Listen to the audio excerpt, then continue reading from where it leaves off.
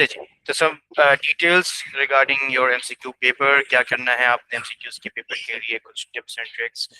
तो देखिए बेटा, एमसीक्यू जो है paper obviously does not have as much weightage जितनी आपकी थ्योरी के पेपर की है, तो इसलिए एक नॉर्मल है, it's normal for you to focus more on theory, but still make और ब्रेक जो है वो पेपर होता है एमसीक्यू का। आपका ग्रेड बना भी सकता है और आपका ग्रेड जो है वो बिगाड़ भी सकता है, ठीक है। अच्छा, मुश्किल होते हैं एमसीक्यूज, मुश्किल इन दिस सेंस के मोस्ट ऑफ द टाइम आपको ऐसा लगेगा when you are solving MCQs कि there are multiple right options for the answer for the question, ठीक है। एक ही आपको क्वेश्चन के जो चार आपको ऑप्शंस दिए हैं उनमें से आपको दो या तीन भी करेक्ट आंसर लग रहे होते हैं, ठीक है। तो एक जो अप्रोच होती है to solving an MCQ is that you eliminate the obvious wrong answers, ठीक है।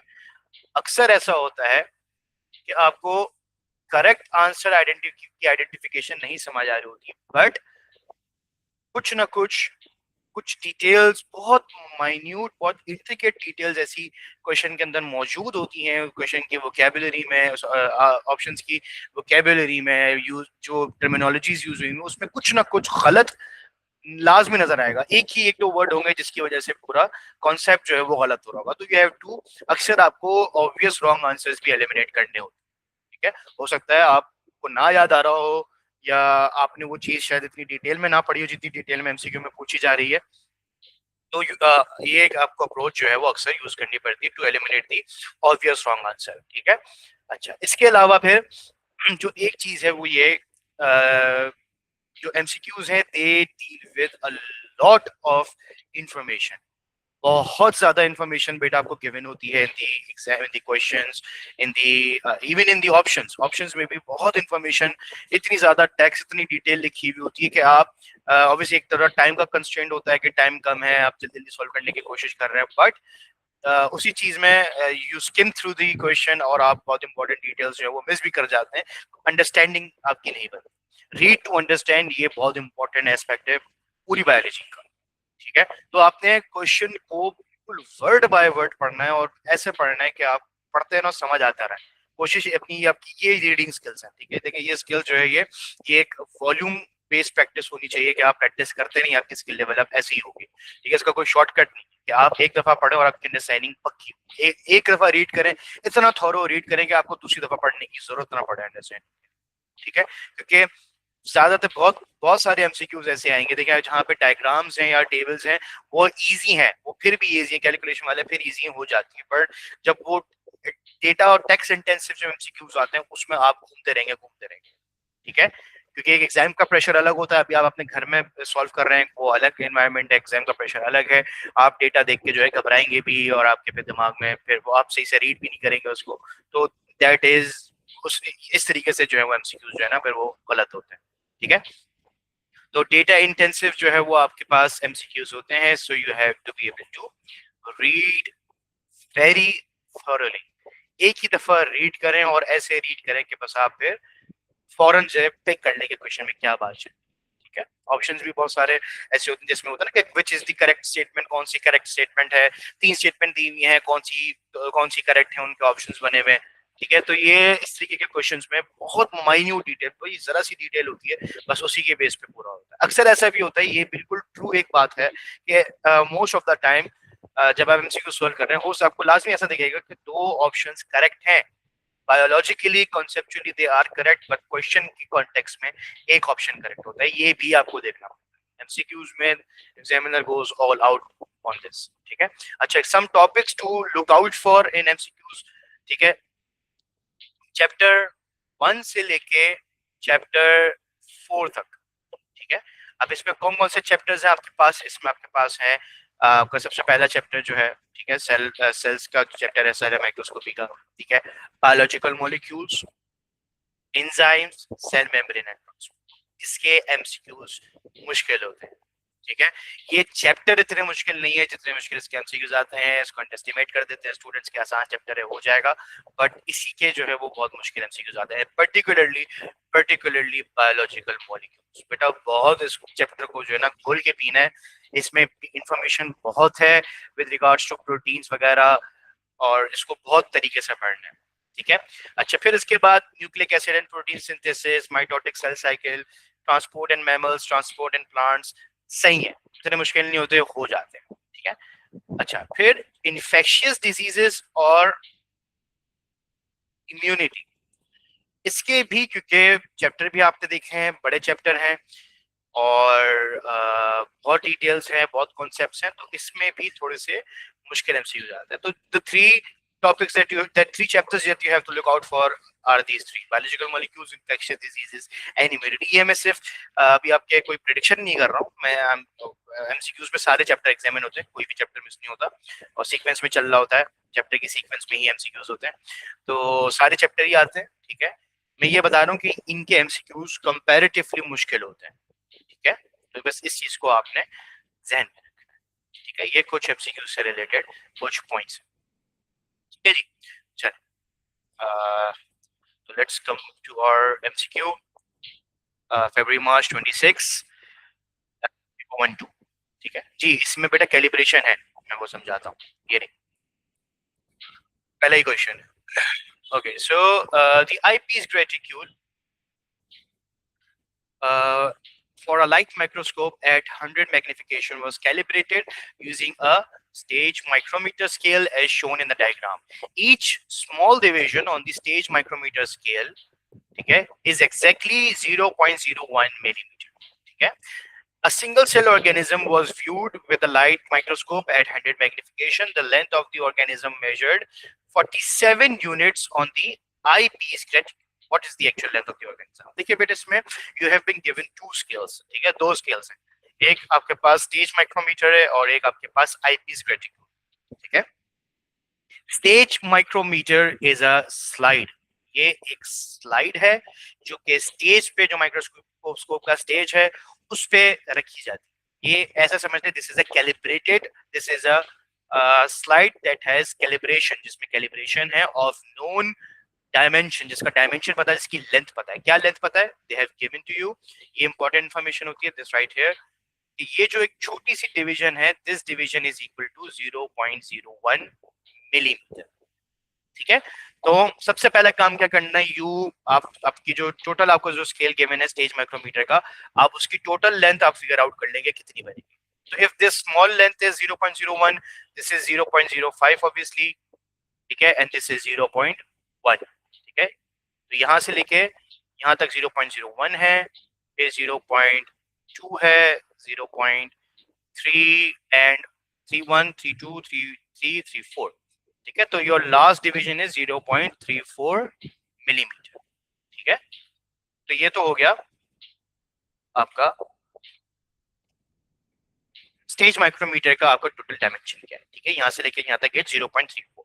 अच्छा, अब आईपीस रेटिक्यूल क्या होता है? This is a scale that is connected to the eyepiece of your microscope. जो आईपीस लेंस होता है जहां से आप व्यू करते हैं स्लाइड पे, ये उसी आईपीस के साथ एक स्केल लगा हुआ होता है। This is calibrated but this is not of known dimension, इसकी हमें लेंथ नहीं पता, ये 0 से लेकर 100 तक क्या है, मिलीमीटर, कितने मिलीमीटर, कितने micrometre, we do not know, बस ये डिविजन्स बनी हुई हैं ऑफ इक्वल इंटरवल, 0 से लेकर 100 तक डिविजन्स हैं, ठीक है। अच्छा, अब जब हम किसी भी चीज को मेजर करेंगे, हम स्लाइड को, किसी स्लाइड पे किसी भी स्पेसिमेन को मेजर करेंगे, उसके हम डायमेंशंस देखना चाह रहे हैं, तो obviously we have to use eyepiece. हम आईपीस, जहां से हम लेंस, जिस लेंस से हम व्यू कर रहे हैं उस लेंस के ऊपर स्केल है, उससे जो है हम अपनी स्लाइड के स्पेसिमेन को देख रहे हैं, राइट।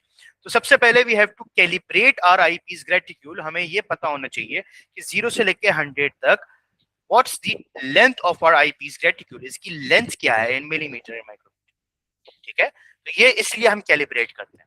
अब इसके लिए क्या करना है, आपने इस क्वेश्चन में देखें, आपको फर्स्ट ये देखना है कि कहाँ पे स्टेज माइक्रोमीटर और आईपीस रेटिक्यूल के जो डिविजन्स हैं वो इंटरसेक्ट कर रहे हैं या अलाइन हो रहे हैं। अब देखिए यहाँ पे भी अलाइनमेंट है बट थोड़ी सी अलाइनमेंट ऑफ है, ठीक है।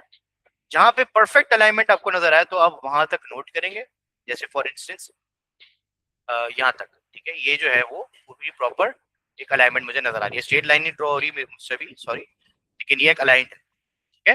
तो क्या पता चल रहा है इससे आपको कि ये रेशियो मेथड अब यूज हो रहा है यहाँ पे, 100 eyepiece reticule units are equal to, किसकी इक्वल है, स्टेज माइक्रोमीटर से अगर हम इसको कंपेयर करें, कैलिब्रेट करें, तो स्टेज माइक्रोमीटर के ये तमाम divisions up till the point where it is intersecting with the eyepiece reticule, it's equal to 0.34 millimetre. ठीक है, तो आईपीस रेटिकुल के 100 units are equal to 0.34 millimetre. ये आपके पास एक फर्स्ट कंपैरिजन आ गया। अब आप रेशियो मेथड यूज करेंगे, यूनिटरी मेथड, जो भी आप इसको कहें, और क्रॉस मल्टीप्लिकेशन करके आप एक आईपीस रेटिकुल यूनिट, एक यूनिट जो ये छोटा सा एक यूनिट है, ठीक है, ये कितने की इक्वल है आप ये डिटरमिन कर लेंगे। तो 1 eyepiece reticle unit is equals to 0.34 divided by 100 equal to 0.0034 millimetre. ठीक है, ऐसे ही होगा 0.0034 मिलीमीटर। तो this is 1 eyepiece reticle unit, ये एक eyepiece reticle unit की लेंथ है। ठीक है, यहां तक क्लियर है? अच्छा, अब हमारे पास अभी एक की यूनिट आई है, सही है, एक यूनिट की, सही है, लेंथ आई है। क्वेश्चन में उन्होंने क्या कहा है, the length of the organism measured 47 units on the eyepiece reticule. जो स्पेसिफिन अब जो मेजर किया है organism, that was equal to 47 units on the eyepiece reticule. तो उसकी एक्चुअल लेंथ क्या होगी?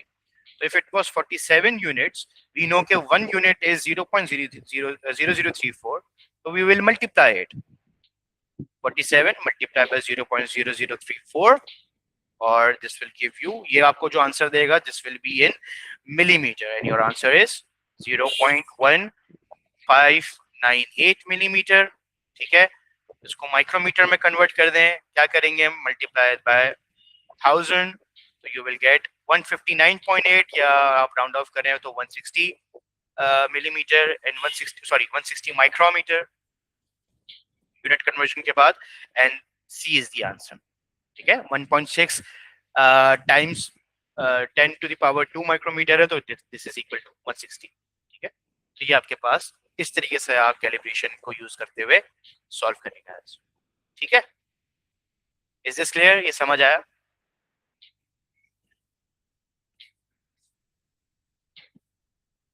चलिए, अच्छा, फिर part 2। One of the electron micrographs one of the electron micrographs shows a eukaryotic cell. The other shows a prokaryotic cell. ठीक है, अच्छा, कौन सा है ये नहीं बताया, but at this point you should be able to identify कौन सा यूकेरियोटिक है, कौन सा प्रोकैरियोटिक है, बता सकते हैं? ये कौन सा है, जैसे प्रोकैरियोटिक सेल और यूकेरियोटिक सेल?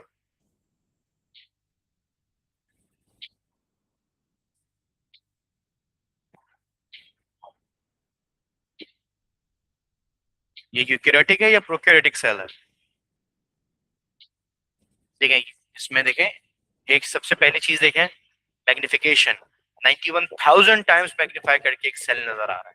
ठीक है, and there are no cellular structures visible, कोई ऑर्गेनेल कुछ भी नजर नहीं आ रहा। तो दिस इज अ प्रोकैरियोट, ये एक प्रोकैरियोटिक सेल है। ठीक है, एंड इसकी मैग्निफिकेशन देखें यहाँ पे, दिस इज 4000 मैग्निफिकेशन, बहुत क्लियरली एक आपको एक ऑब्वियसली न्यूक्लियस नजर आ रहा है इतना बड़ा, और भी इंटरनल बहुत सारे सेलुलर स्ट्रक्चर नजर आ रहे हैं। तो this is a eukaryotic cell. ठीक है, पहले तो ये चीज आपने आइडेंटिफाई कर ली, क्वेश्चन से ज्यादा रिलेवेंट है इसलिए हमने करी। What is the approximate distance across the eukaryotic cell at its widest point? ठीक है, what is the approximate distance across the eukaryotic cell? Eukaryotic cell का पूछा है, तो अब आपको पता होना चाहिए कि विच सेल टू यूज, इसीलिए फिर आपको पहले आइडेंटिफाई करना जरूरी है। ठीक है, अच्छा, फिर आपने आइडेंटिफाई कर लिया विच सेल टू यूज, अब आपने क्या करना है, you have to use the simple formula. Magnification का जो सिंपल फार्मूला है आप वो यूज करेंगे। ठीक है, कैसे यूज करेंगे? वाइडेस्ट लेंथ, अब इस सेल की वाइडेस्ट लेंथ क्या है? This is the widest length of the cell. ठीक है, वाइडेस्ट पॉइंट है ये।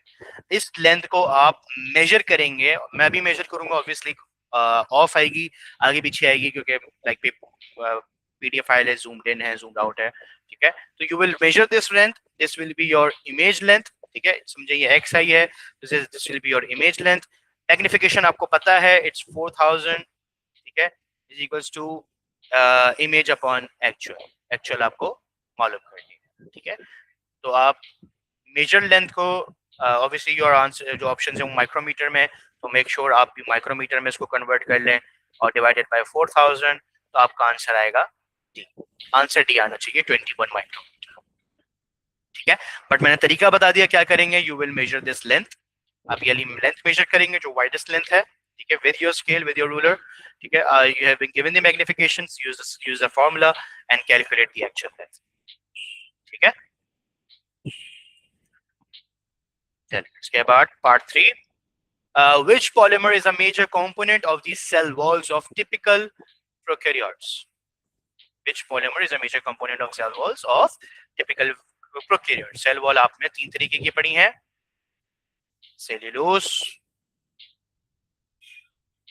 Peptidoglycan and chitin. ठीक है, तो सेल्यूलोज जो वॉल्स होती हैं, सेल वॉल्स, वो प्लांट्स में होती हैं, काइटिन फंगस में होता है, पेप्टिडोग्लाइकन जो है वो प्रोकैरियोट्स में होता है। ठीक है, सिंपल इनफ। अच्छा, फिर उसके बाद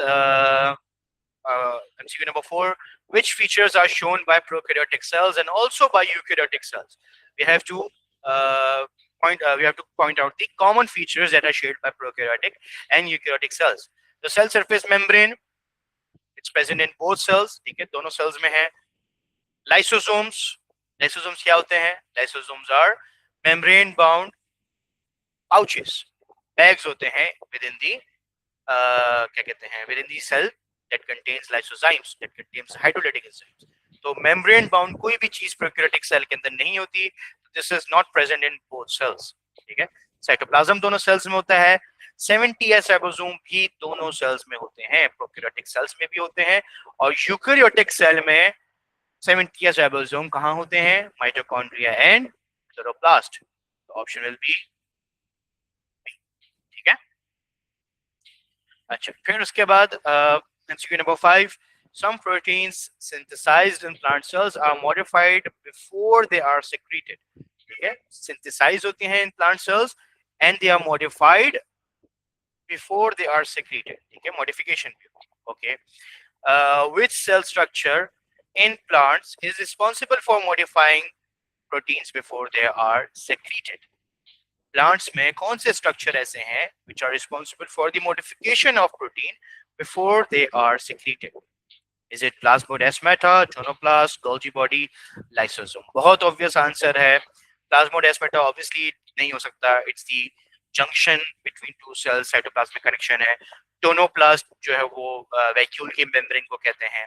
लाइसोसोम जैसे अभी ऊपर मैंने बताया, these are membrane bound bags or pouches that contains hydrolytic enzyme। Golgi body is the correct answer। ठीक है, अच्छा, which row shows the types of membranes that surround the mitochondria and the nuclei? ठीक है, types of membrane, single और double। तो mitochondria और nuclei में single membranes हैं या डबल मेम्ब्रेन है? which is the answer? कौन सी मेम्ब्रेन्स?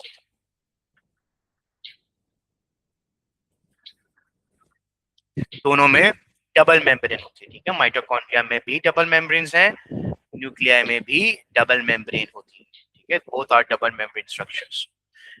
अच्छा, MCQ number 7, it is suggested that primitive prokaryotic cells may be ancestors of certain organelles in eukaryotic cells। ठीक है, primitive prokaryotic cells जो हैं वो कुछ eukaryotic cell के organelles के ancestors हैं। Which organelle is most similar to a typical prokaryote? याद आ रहा है कुछ? Endosymbiote theory, जैसे क्लोरोप्लास्ट और माइटोकॉन्ड्रिया जो है वो पहले कोई बैक्टीरिया थे, they were prokaryotes। ठीक है, तो माइटोकॉन्ड्रिया इज द आंसर। ठीक है, 70s राइबोसोम्स और सर्कुलर डीएनए, सारी चीजें जो है वो सिमिलर है। these are the features that they share with prokaryotes। ठीक है, अच्छा, which of the sugars, fructose, glucose and maltose are reducing sugars? कौन सी reducing sugar है? तो ग्लूकोज एंड फ्रक्टोज तो मोनोसैकेराइड्स हैं, तो very obviously they are reducing sugar, and maltose जो है वो डाइसैकेराइड है। ठीक है, सी इज द आंसर। क्योंकि सिर्फ सुक्रोज ही ऐसी डाइसैक्राइड है which is non reducing sugar. उसके अलावा fructose, glucose, galactose, maltose, lactose, all of these are reducing sugars. ठीक है, सिर्फ सुक्रोज जो है वो नॉन रिड्यूसिंग है, और उसके बाद फिर जो पॉलीमर्स हैं they are also non reducing. ठीक है। Which molecule in a muscle cell is rapidly hydrolyzed to produce glucose? Amylopectin, amylose, cellulose, or glycogen. So these three are plant-based carbohydrates. Amylose and amylopectin are parts of starch. Cellulose भी एक polymer है carbohydrate का which is found in plants. So glycogen is the answer. अच्छा जी, अब ये this is the question I was talking about. ठीक है, text intensive question है, a lot of data. You have to read very carefully. You have to read each word very thoroughly, बहुत attention के साथ. ठीक है, चलें आप लोग भी पढ़ें. You guys read the question through. उसके बाद फिर हम इसको solve करते हैं.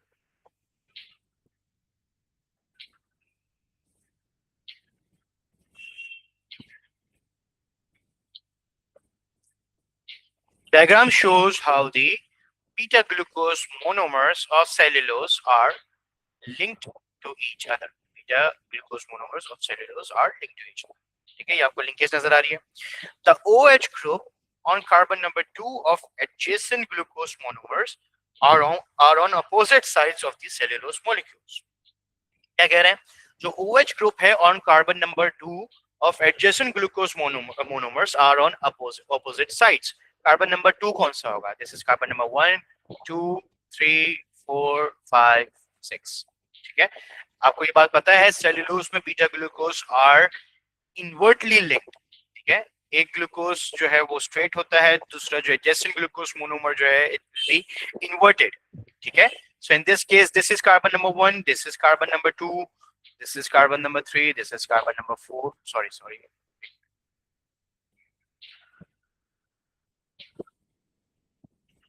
1 2 3 4 5 6. ठीक है, तो ये इन्वर्जन होती है of glucose monomers with in the cellulose molecule. ठीक है, ये इन्होंने इंफॉर्मेशन आपको बता दी, बट आपको पता भी है already. What is the main way in which this arrangement of OH groups on carbon number 2 contributes to the strength of structures made of cellulose. ये जो OH group की arrangement नजर आ रही है, how does it contribute to the strength of structures that are made up of cellulose? क्या contribution है, किस तरीके से contribute करता है? Let's go through the options very carefully. The OH group on both sides of a cellulose molecule, both sides मतलब ऊपर भी नीचे भी, can form cross links with the same cellulose molecule through the formation of glycosidic bonds between adjacent OH and CH2H groups. पूरी बात को समझें. On both sides मतलब इधर वाले OH groups भी, इस तरफ के OH groups भी. ठीक है, both are forming cross links. ठीक है, within the same cellulose molecule, एक ही सेल्यूलोज मॉलिक्यूल मतलब ये दिस इज वन मॉलिक्यूल, इसी में ही इंटर मॉलिक्यूलर जो है वो हो रही क्रॉस लिंकिंग. कौन सी cross linking? Glycosidic bond between OH and CH group. इस तरीके से वो बताना चाह रहे हैं, ये वाले बॉन्ड्स बन रहे हैं. ठीक है, तो इज दिस ट्रू? क्या ये आपको ट्रू लग रहा है?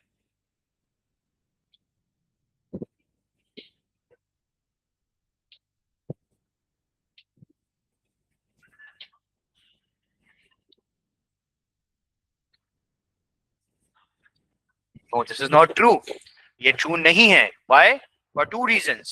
First of all, cross links हो रहे हैं, तो एक मॉलिक्यूल में तो हो ही नहीं सकते. क्रॉस लिंक का तो मतलब ही है बिटवीन टू और मोर मॉलिक्यूल्स, दो मॉलिक्यूल्स के दरमियान के links, those are cross links. तो ये तो ऑब्वियसली बात गलत हो गई. This is obvious wrong. एक तो ये स्टेटमेंट जो लिखी हुई है क्रॉस लिंक्स की. दूसरी चीज, ग्लाइकोसिडिक बॉन्ड भी नहीं होते. क्रॉस लिंक्स जो है वो हाइड्रोजन बॉन्ड है. Those are not glycosidic bond. ये between the जो monomers जो bonding है, this is glycosidic linkage, but जो between two separate molecules जो linkages हैं, cross links हैं, those are hydrogen bonds. तो ये तो आंसर, ये तो ऑप्शन ही गलत है. अच्छा, दूसरा option, the OH group on each side of cellulose molecule can form cross links with different cellulose molecules. ये बात सही है, डिफरेंट सेल्यूलोज मॉलिक्यूल्स हैं through the formation of glycosidic bond. ये बात फिर से गलत हो गई, तो ये ऑप्शन भी नहीं है, ना ए है ना बी है। The OH groups on both sides of cellulose molecule can form cross links with the same cellulose molecule, ठीक है, same cellulose molecule through the formation of hydrogen bond between adjacent OH and CH2OH groups। अब इसमें hydrogen bond वाली बात सही है, but same OH same cellulose molecule, again ये बात गलत है। तो आपके पास आंसर है डी। अब आप पढ़ भी लें, वरना ऑब्वियस एलिमिनेशन भी हमने कर ली। But OH groups on each side of cellulose molecule can form cross links with different cellulose molecule, ये भी करेक्ट बात हो गई, through the formation of hydrogen bonds between nearby OH groups. बिल्कुल करेक्ट बात है, नियर बाय OH ग्रुप्स, ठीक है, OH ग्रुप्स के दरमियान हाइड्रोजन बॉन्डिंग होती है। आपने ये भी बात को ध्यान में रखना, ठीक है। तो D is the right answer. समझ आई बेटा क्या क्या बताना चाह रहा था, क्या समझाना चाह रहा था when I was talking about कि क्वेश्चन जो है वो इंटेंसिव होते हैं, इंफॉर्मेशन इंटेंसिव होते हैं। इतनी थॉरली आपने line by line, word by word MCQs को पढ़ना है। Is it clear?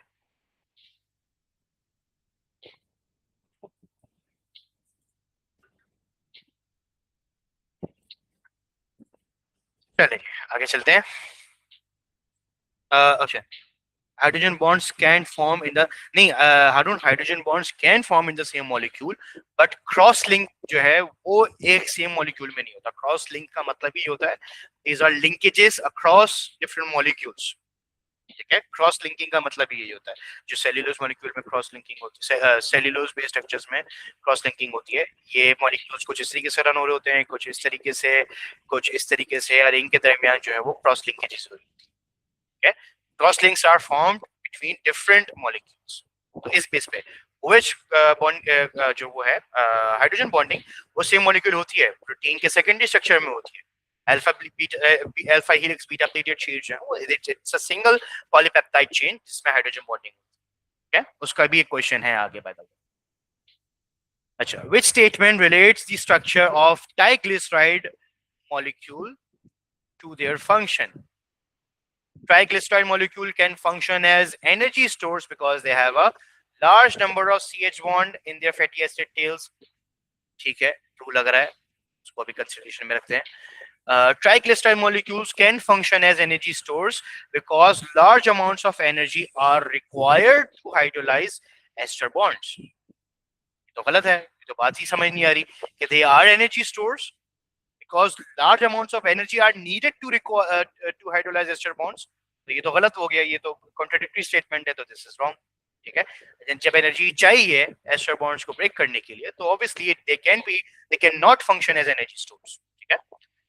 Triglyceride, option C, triglyceride molecules can provide energy to all of the cells of the body because they are non-polar molecules that easily dissolve in water or transport in blood plasma। I don't think I need to expand it anymore। Non-polar molecules that easily dissolve in water, ये बात तो यही गलत हो गई, इससे ज्यादा गलत कुछ हो नहीं सकता, तो ये ऑप्शन भी नहीं। Triglyceride molecules can provide energy to all of the cells of the body because they are polar molecules that easily diffuse through the phospholipid bilayer of cell surface membrane। ये भी बात गलत है, triglyceride molecules are not polar, ये polar नहीं होते पूरे, ठीक है।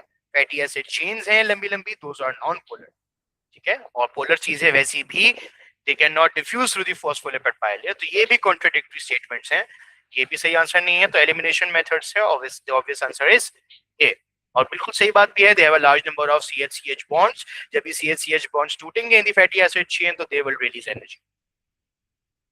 करेक्ट, सही है, ओके।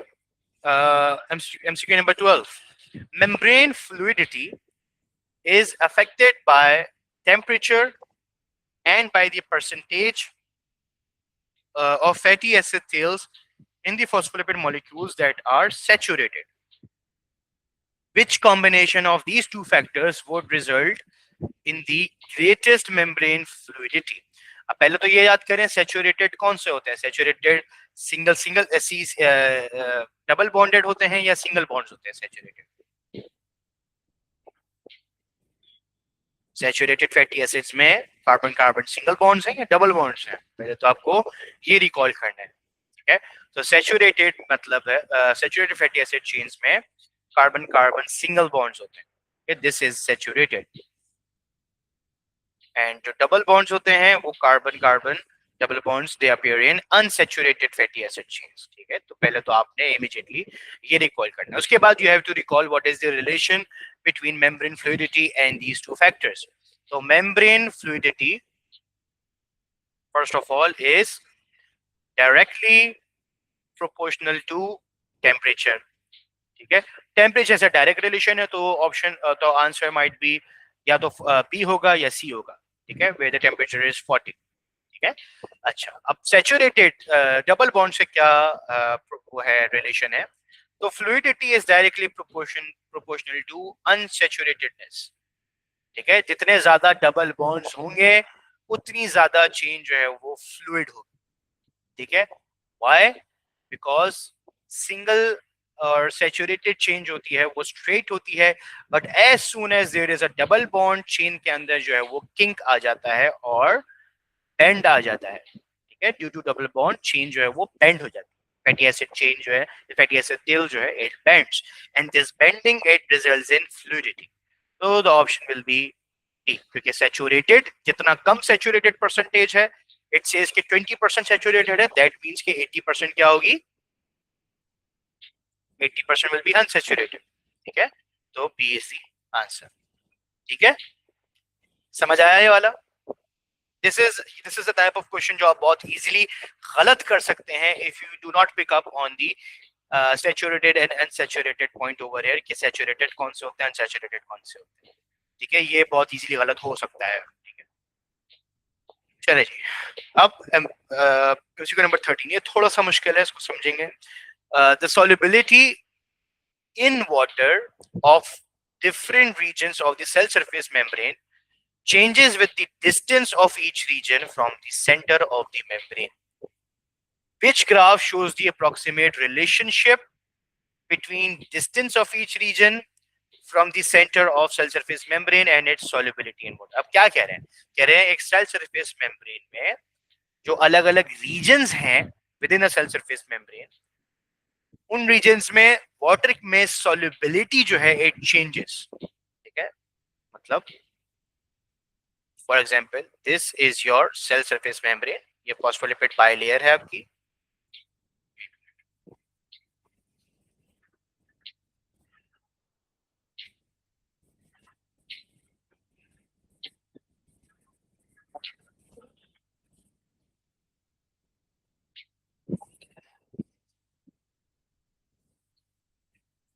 ठीक है। This is phospholipid bilayer, yes.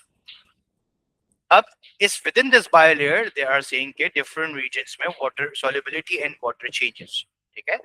तो इस बात का क्या मतलब कि for instance if we are somewhere over here, अगर इधर हैं कहीं इस तरफ है या इस रीजन में है, तो what do you think water की सॉल्युबिलिटी क्या होगी? What is this region? इस रीजन की अपनी नेचर क्या है? फैटी एसिड टेल्स है ना, यहाँ पे फैटी एसिड चेन्स हैं, टेल्स हैं, एंड फैटी एसिड टेल्स जो हैं वो क्या होती हैं? They are non polar. Since they are non polar, तो यहाँ पे वाटर की सॉल्युबिलिटी भी कम होगी, right? Am I right? Am I right और रॉन्ग? इस रीजन में नियर द सेंटर, जो सेंटर से करीब रीजन है, यहाँ पे वाटर की सॉल्युबिलिटी लो है, राइट? बट जो हेड रीजन है, the head part of the membrane, head part किससे बना है? What is the head part? It's phosphate, it's a glycerol with a phosphate attached to it, ठीक है। जो हेड्स हैं दे आर पोलर, हेड जो है वो पोलर है, चेन जो है वो नॉन पोलर होती हैं। तो based on the polarity, changing polarity of the membrane, the solubility in water changes as well, ठीक है। तो regions over here, regions here, ये वाले जो रीजन्स हैं, these regions will have water with a greater solubility, इधर जो है वाटर की solubility ज्यादा होगी because they are in the polar region। ये जो है वो कॉन्टेक्स्ट इक्वेशन है। अब इसी को आपने एक्सप्रेस करना है correctly with the graphs that have been given. अब जो आपको ग्राफ्स गिवन है, graph A B C and D, ठीक है। तो दिस इज एक्स एक्सिस पे क्या है? It's the distance from the centre of the cell surface membrane, मतलब if this is the centre तो एक तरफ जो है वो डिस्टेंस -4, एक तरफ जो है वो डिस्टेंस +4 है, सेंटर में 0 है डिस्टेंस, ठीक है।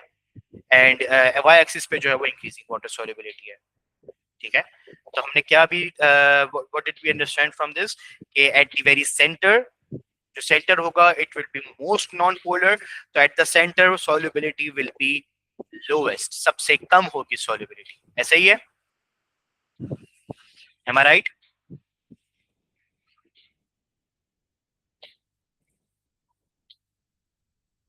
सॉल्युबिलिटी एट द सेंटर, बेटा समझ आ रहा है आप लोगों को? Please let me no.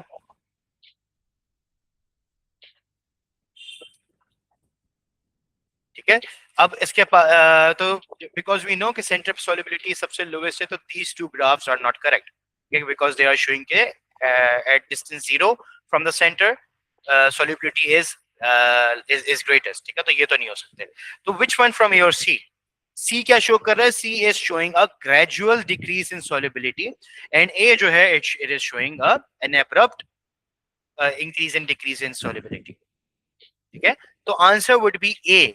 वजह क्या है? बिकॉज देखें जो ये नॉन पोलर रीजन है यहाँ पे सॉल्युबिलिटी चेंज नहीं हो रही, because the entire non polar region is made up of fatty acid chains. Fatty acid chain throughout their length they are non polar, उनकी पोलैरिटी चेंज नहीं हो रही है, तो देयर इज नो पॉइंट कि why the solubility would gradually increase या gradually decrease, abrupt change ही होगा, ठीक है। Throughout the tail region solubility will be zero. Why it would be zero? Because it's entirely non-polar. ऐसा नहीं है कि तेल का एक एंड पोलर है एक एंड थोड़ा कम पोलर है, तो there will be different solubility. In its entire length same उसकी polarity, it's non-polar, ठीक है। तो A is the option, correct answer, ठीक है। समझ आया? ये थोड़ा सा मुश्किल था, आई नो, बट ये थोड़ा सा इस पे ऐसे ही दिमाग लगा के यूज करना था सॉल्व, ठीक है। सबको समझ आ गया? नहीं आया? चले मैं दोबारा कर देता हूँ। देखें यहाँ पे जो है I have drawn a membrane, पहले मेम्ब्रेन को देखें, ठीक है। अब देखें मेम्ब्रेन में कौन से रीजन्स होते हैं? मेम्ब्रेन में you have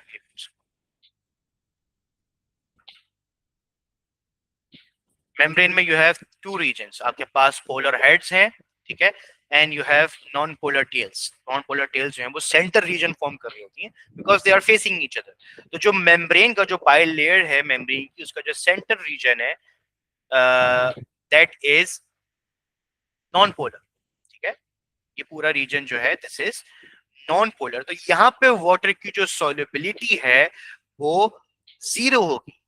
water is polar molecule, water भी पोलर एक एंटिटी है, इट डिसॉल्व्स पोलर सब्सटेंसेस, तो in this region solubility in water would be 0, यहाँ पे 0 होगी, ठीक है।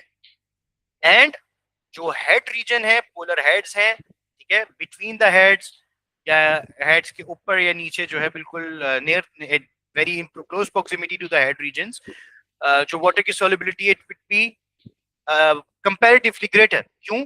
क्योंकि दीज आर पोलर रीजन्स, यहाँ का पोलर एनवायरनमेंट है, वाटर भी पोलर है, तो यहाँ पे सॉल्युबिलिटी भी जो है वो वाटर की ज्यादा है, ठीक है, due to the polarity of the environment जहां से वाटर इंटरेक्ट कर रहा है, ठीक है। ये यहाँ तक ये बात है कि कहाँ पे वाटर की सॉल्युबिलिटी है, कहाँ नहीं है। तो at the centre of the membrane water की पोलैरिटी, वाटर की सॉल्युबिलिटी 0 होगी एट द सेंटर, क्योंकि सेंटर वाला एरिया जो है it is made up of entirely fatty acid chains हैं, आमने सामने हैं, तो they are non polar and water की सॉल्युबिलिटी वहां नहीं होगी because water is also polar, ठीक है। सेंटर पे तो 0 है, राइट। तो इट्स आइदर ए और सी। यहां तक क्लियर है कि ए और सी में से क्यों है? ये बात क्लियर है? ठीक है। अच्छा, दूसरी बात मैंने की कि वाई ए वाई नॉट सी।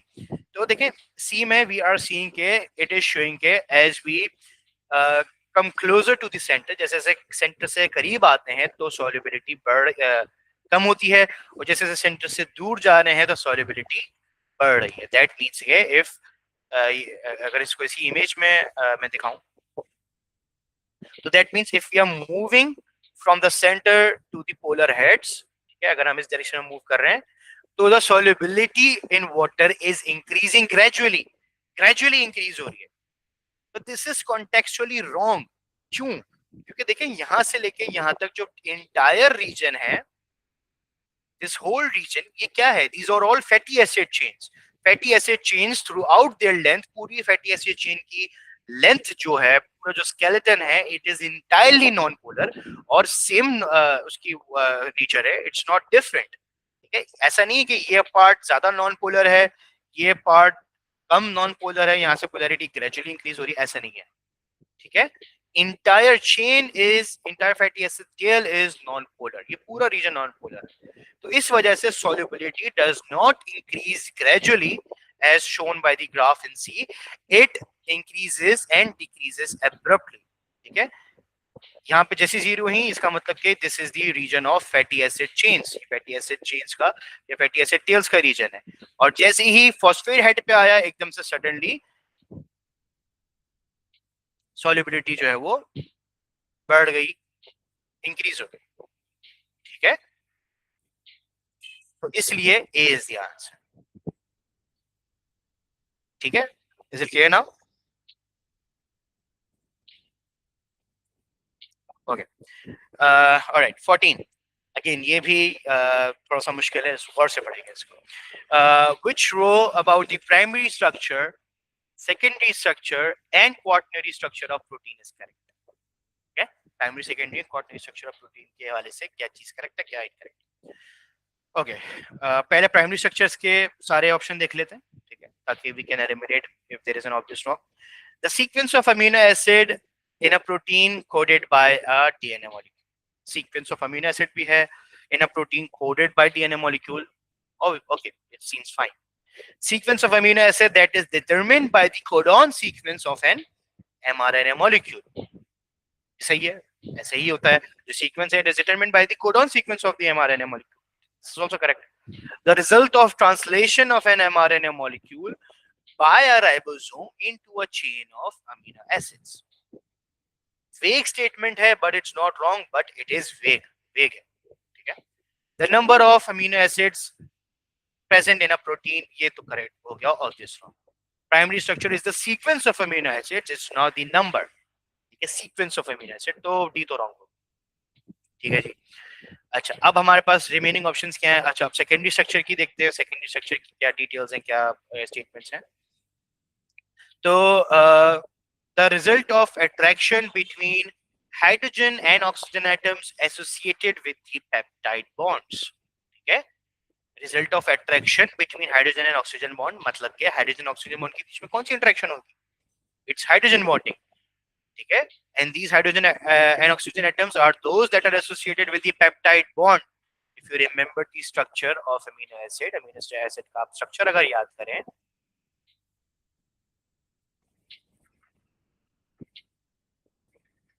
ठीक है, ये स्ट्रक्चर होता है अमीनो एसिड का. ठीक है, जब दो अमीनो एसिड्स बॉन्ड करते हैं,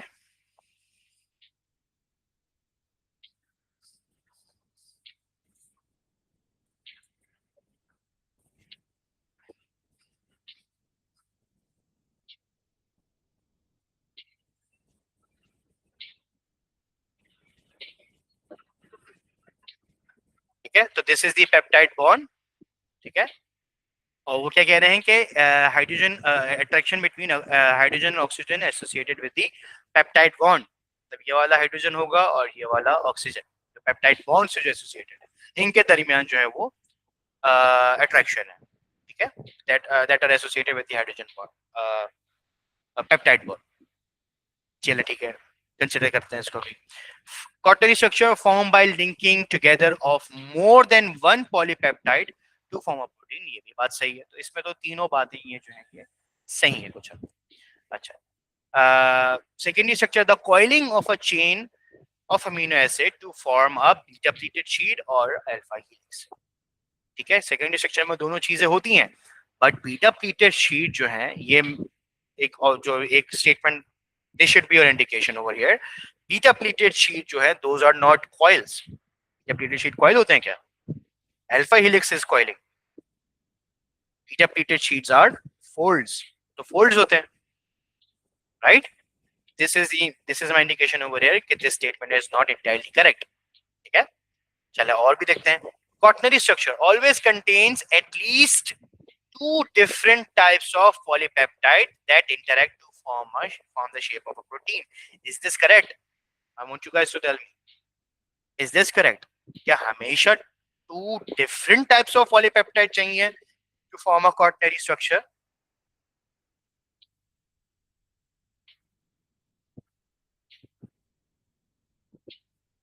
At least दो different होने चाहिए? नहीं, ठीक है, different होना जरूरी नहीं है. हीमोग्लोबिन में दो अल्फा ग्लोबिन, दो बीटा ग्लोबिन होते हैं, right? But if you remember collagen का आपने स्ट्रक्चर पढ़ा है, कोलेजन में तीन polypeptides are coiling around one another, triple helix होता है, ऑल थ्री आर सेम, तीनों सेम पॉलीपेप्टाइड चेन्स होती हैं कोलेजन में.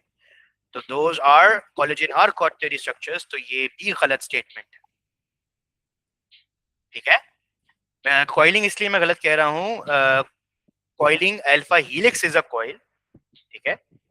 चेन कॉइल होके अल्फा हेलिक्स बनाती है, चेन कॉइल होके बीटा प्लीटेड शीट की बनाती है. बीटा प्लीटेड शीट्स और फोल्ड्स, ठीक है.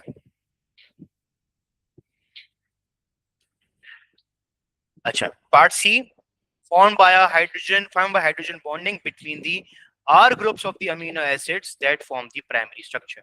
ये स्टेटमेंट भी गलत है. सेकेंडरी स्ट्रक्चर में R ग्रुप्स के दरमियान इंटरेक्शन से alpha helix beta pleated sheet नहीं बनती, बट जो पेप्टाइड बॉन्ड्स वाले जो hydrogen carbon, hydrogen and oxygen है, उनके दरमियान होती है. R ग्रुप्स की इंटरेक्शन नहीं होती इन सेकेंडरी स्ट्रक्चर्स, ठीक है. तो ये भी गलत स्टेटमेंट है. और उसके आगे क्वार्टरनरी स्ट्रक्चर की स्टेटमेंट भी गलत है. Form by 4 polypeptides and an additional reactive group attached to the protein. This is also wrong, ठीक है. 4 पॉलीपेप्टाइड्स की जरूरत भी नहीं है, ना एडिशनल रिएक्टिव ग्रुप की जरूरत है for quaternary structure. So A is the correct answer, ठीक है. तो हर ऑप्शन में, in every option which is not correct, there will be at least one vocabulary, one terminology that would indicate कि why this is the correct incorrect option, ठीक है. तो you can pick up, आप जैसे अगर आप यहाँ सेकेंडरी स्ट्रक्चर में अगर if you consider it correct, this will be under indication over here quaternary structure में कि at least two different types of polypeptide. two different types क्या होना जरूरी नहीं है for quaternary structure. We need more than two polypeptide chains, at least two polypeptide chain, sorry, not more than two, more than one polypeptide chain होनी चाहिए, at least two होनी चाहिए. They can be the same as well. Collagen में तीन same polypeptide chains होती हैं, ठीक है. क्लियर है, ये समझ आ गया सबको?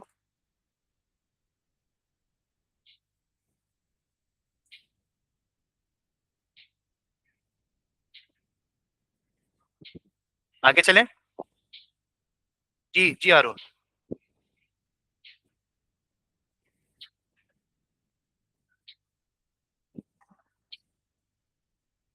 जी बेटा बोले. बेटा मैंने बताया ना, एक minute, can you guys hear me? मेरी आवाज आ रही है?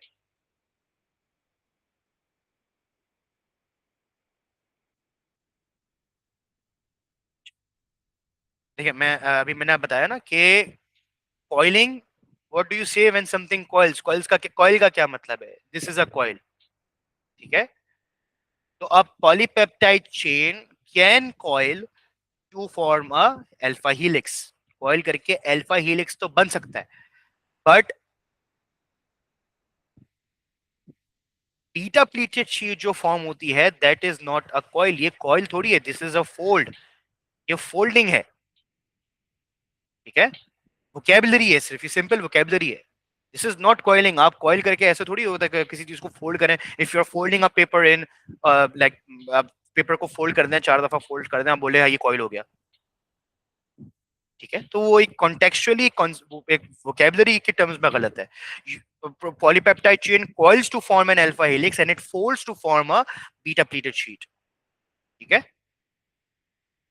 और would now be if like if you do not consider that wrong, that's fine, ठीक है, कोई मसला नहीं है. बट quaternary structure में जो लिखा हुआ है, that is obvious wrong, वो एक obvious wrong है, ठीक है, कि it contains at least two different types of polypeptide chain. तो you should pick up on this. ये तो for sure incorrect है, ठीक है. चलिए moving on.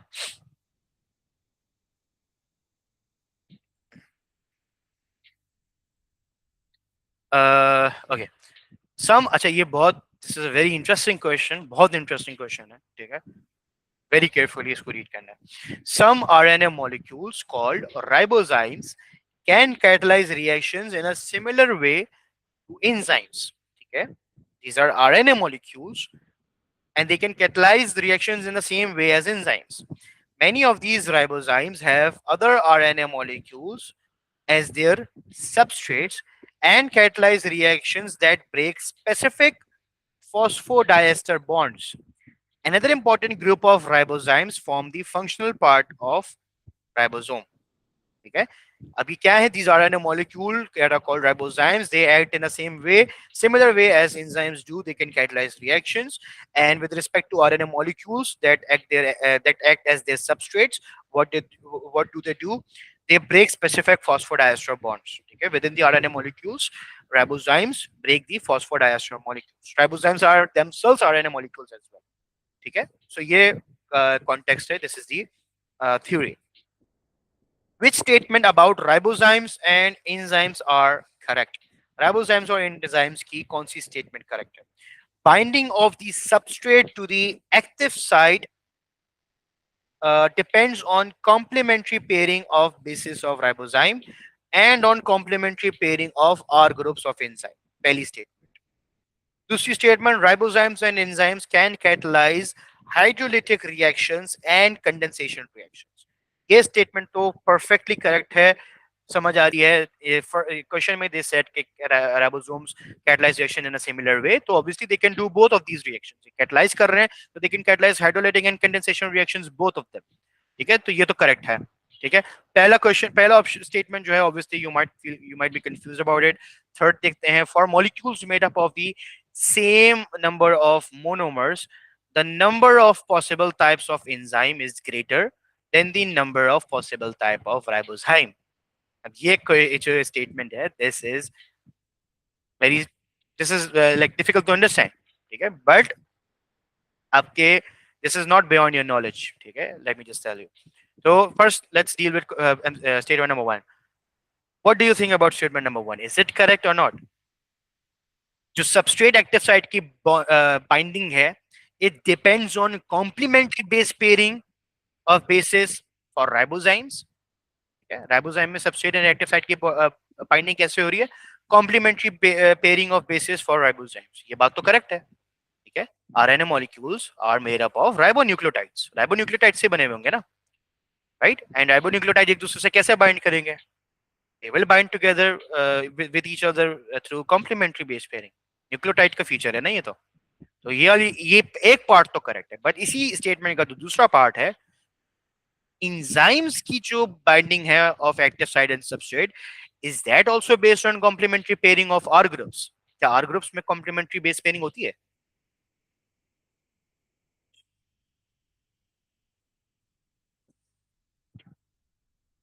अमीनो एसिड्स के आर ग्रुप्स में is there any complementary base pairing? नहीं, there isn't, right? Amino acid के आर ग्रुप्स में there is ionic interactions, hydrogen bonding, disulphide bridges, ठीक है, हाइड्रोफोबिक इंटरैक्शंस होती हैं, बट कॉम्प्लीमेंट्री बेस पेयरिंग नहीं होती, बेसिस ही नहीं होती, राइट? तो इस वजह से ये ऑप्शन करेक्ट है। पहला पार्ट इसका सही था, but this one is incorrect. अच्छा, थर्ड, थर्ड समझ आया किसी को? थर्ड क्या है?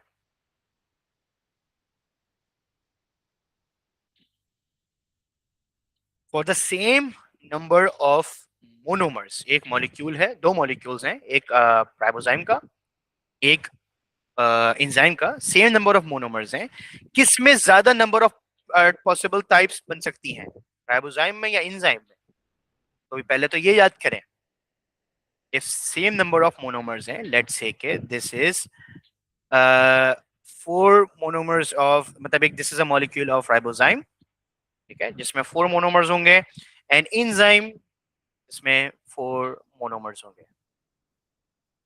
अब which one of these two has the higher number of possible types of enzymes or types of molecules that can be made? किसमें ज्यादा वैरायटी आ सकती है? राइबोसोम, फर्स्ट ऑफ ऑल क्या है, न्यूक्लियोटाइड्स हैं, यस और नो? राइबोन्यूक्लियोटाइड है ना, न्यूक्लिक एसिड, कितने टाइप के होते हैं?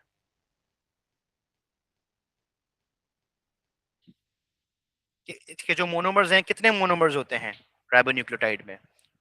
4, right? Cytosine, uracil, adenine, guanine, ऐसा ही है?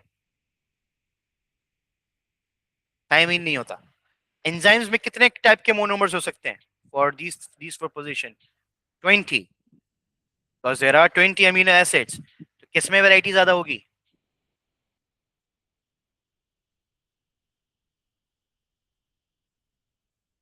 एंजाइम्स में, राइट? देयर आर इन कितनी नंबर ऑफ पॉसिबिलिटीज हैं? 20 times 20 times 20 times 20. This is the possible number of different types of enzymes that have four monomers that can be made because of these 20 amino acids. 20 में से कोई सा भी amino acid यहाँ हो सकता है, कोई सा भी यहाँ, कोई सा भी यहाँ, कोई सा भी यहाँ. तो there are significantly greater possibilities for different types of enzymes, but ribozymes की कितनी होंगी? 4 times 4, 5 times 4 times 4. कितनी possibilities? So this is correct. D is the answer. ठीक है, ये थोड़ा सा मुश्किल था समझना. क्लियर है?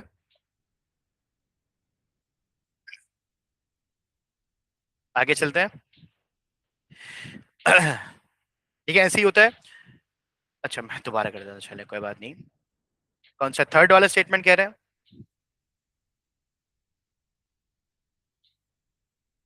Okay. See, they are saying कि for molecules made up of same number of monomers, number of monomers same है, ठीक है. Types of enzyme is greater. The number of possible types of enzyme is greater than the number of possible types of ribozyme. So is this true or not? ये हमें पता है. तो अगर 4 monomers का एक राइबोसोम है और 4 मोनोमर्स का एंजाइम है, तो किसमें ज्यादा वेरिएशंस पॉसिबल है, एंजाइम में या राइबोजाइम में? ठीक है, because you know sequence of amino acid जो है that determines the function of protein. तो अगर फॉर इंस्टेंस यहाँ पे A G T W ये एक अमीनो एसिड सीक्वेंस है, this is a different enzyme. W की जगह V आ गया, this is a different enzyme. T की जगह S आ गया, this is a different enzyme. A की जगह P आ गया, this is a different enzyme. तो there are significantly greater number of possibilities of the types of enzyme that could be made from these from 4 monomers. वो 4 monomers out of the 20 amino acid कोई भी हो सकते हैं. तो how many possibilities there will be, वो हम calculate कर सकते हैं by doing this multiplication. 20 by 20 by 20 by 20, 160, 100,000. इतने possible enzyme बन सकते हैं that have 4 monomers from the 20 amino acids. उनका कोई भी combination जो है, if we put it together, we can make 160, 100,000 enzymes. Compare that to ribozyme. It is made up of RNA. Okay, they have told you this. They are RNA molecules. RNA में that means they are ribonucleotides. Ribonucleotides जो हैं 4 types के होते हैं. So if we do that multiplication, so we have only 256 different types of ribozymes that could be made from 4 monomers. In 4 monomers के अलग अलग combinations and permutations से we can create 256 different ribozymes. और enzymes की we can create 160, 100,000 different enzymes. ये बात है. ठीक है, समझ आया? क्लियर है बाकी भी? अबीर, आरिस?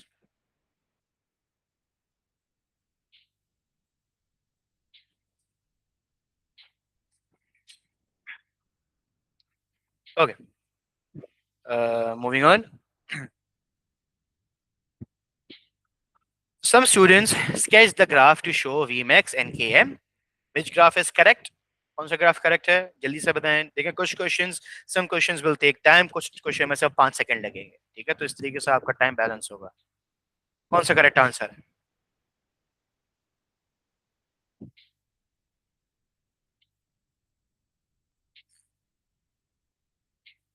देखिए Vmax इन Km जो ग्राफ यूज होता है, it's rate of reaction against substrate concentration. तो ये दोनों तो गलत हो गए, ए एंड बी तो हो ही नहीं सकता. Right, it's C and it's C और डी। और सी और डी में भी कौन सा होगा, वी मैक्स, तो ठीक है, दोनों में सही है वी मैक्स। के एम क्या होता है, K M is Michaelis Menten constant, it's the substrate concentration, जिस पे हाफ वी मैक्स होता है, ठीक है। This is wrong, this is labelled on the Y axis, K M rate of reaction नहीं होता, के एम इज सबस्ट्रेट कंसंट्रेशन, तो सी इज द आंसर, ठीक है। कुछ में सिर्फ 5 सेकंड ही लगेंगे और उससे ज्यादा टाइम आपने नहीं लगाना। 17. Enzymes can be immobilized in alginate beads. Which row identifies advantages of using enzymes immobilized in alginate beads compared with using enzymes that are free in solution? क्या advantages है? बहुत easy. Enzymes are less likely to denature when heated. Yes. It is easier to reuse the enzymes when making new batches of products. बिल्कुल. Beads हैं, they are macroscopic. हम easily beads को जो है किसी भी products में से निकाल सकते हैं, easily निकाल सकते हैं. The product is easier to purify. Exactly is the answer. ठीक है, बिल्कुल. No thoughts given. Straight answer. 18. The diagram represents the arrangement of some molecules in a cell surface membrane. Labels P and Q identify two regions of one of the molecules, and label R and S identify two regions of another molecule. दो molecules हैं, P and Q जो है वो regions हैं एक molecule के, and R and S are regions of another molecule. ये दिख रहे हैं, ये P and Q are phospholipid molecule के दो regions हैं, ठीक है, and R and S जो है ये glycoprotein है, ठीक है जी। अच्छा जी, which labeled regions always contains oxygen atoms and which labeled regions always contain phosphorus atoms? कौन से रीजन में हमेशा phosphorus atom होगा और कौन सी रीजन में हमेशा ऑक्सीजन एटम्स होंगे, ठीक है। तो अब इन तमाम रीजन्स में Q क्या है, Q is the fatty acid chain, fatty acid tail, ठीक है। इसमें तो there won't be any phosphorus atom, ना आर में होगा, ठीक है। ग्लाइकोप्रोटीन है, it is protein, proteins can have phosphorus but not always, हमेशा नहीं होता, प्रोटीन हो सकता है बट इट्स नॉट नेसेसरी। तो आर भी नहीं होगा, और एस जो है वो तो वैसे ही कार्बोहाइड्रेट चेन है तो उसमें भी नहीं होगा। पी में होगा, P is the phosphate head, ठीक है। तो इट्स आइदर बी और सी, इन दोनों में से कोई आंसर है। अच्छा, पी में है always contains oxygen atom, P Q R S and P R S. तो क्यू के अंदर भी ऑक्सीजन एटम नहीं होंगे, why, it's C fatty acid chain, सिर्फ सी कार्बन कार्बन कार्बन की जो है वो एलिफैटिक चेन होती है, ठीक है। तो सी इज द आंसर, बिल्कुल सही बताया आपको ने, C is the answer. 19. Adrenaline is a hormone that prepares the body for rapid responses by increasing the blood flow to muscles and increasing blood sugar concentrations. Adrenaline is secreted from the adrenal glands and acts on nearly all body tissues by binding to adrenergic receptors on the surface of the cells. Okay? Different tissues respond to adrenaline in different ways. For example, adrenaline causes smooth muscle in the airways to relax, but causes contraction of smooth muscle in arterioles. What could explain the different responses of smooth muscle to adrenaline? एक ही muscle है, एक ही type of tissue है, अलग अलग locations में अलग अलग response दे रहा है। It is relaxing in airway in response to adrenaline and it is contracting in response to adrenaline in arterioles. क्या वजह हो सकती है? Part A, smooth muscle cells in the airways and in arterioles have different types of adrenergic receptors which initiate different responses after binding to adrenaline. Okay, makes sense. Might be the answer. The adrenergic receptors on smooth muscles in the airways bind to different ligands from the adrenergic receptors on smooth muscle in arterioles. ये statement correct लग रही है आप लोगों को? Receptor and ligands are specific to each other. ऐसा कैसे हो सकता है कि they bind to different, एक ही receptor है, it's binding to different ligands on in airways and in arterioles? This is wrong. ये तो नहीं हो सकता. The concentration of adrenaline reaching target cells is dependent on the distance from the adrenal gland and determines whether muscle relaxes or contracts. Concentration का भी कोई role नहीं होता, ligand और receptor की binding है that triggers the response. Concentration has nothing to do with it. ये भी wrong. The binding sites of adrenergic receptors on smooth muscle have different tertiary structures depending on the location of the smooth muscle. Again, अगर tertiary structure different हो जाएगा adrenergic receptor का on smooth muscle in different locations, तो फिर किसी location पे adrenaline bind करेगा, किसी पे नहीं करेगा. This is also wrong. A is the correct answer. ठीक है? 20. What explains the effect on a red blood cell of being placed in pure water? Pure water का water potential is 0. ठीक है, 0 का मतलब it has the highest water potential. इससे ज्यादा किसी का नहीं हो सकता. Part A, less water leaves the cell than enters it, so the cell swells and bursts.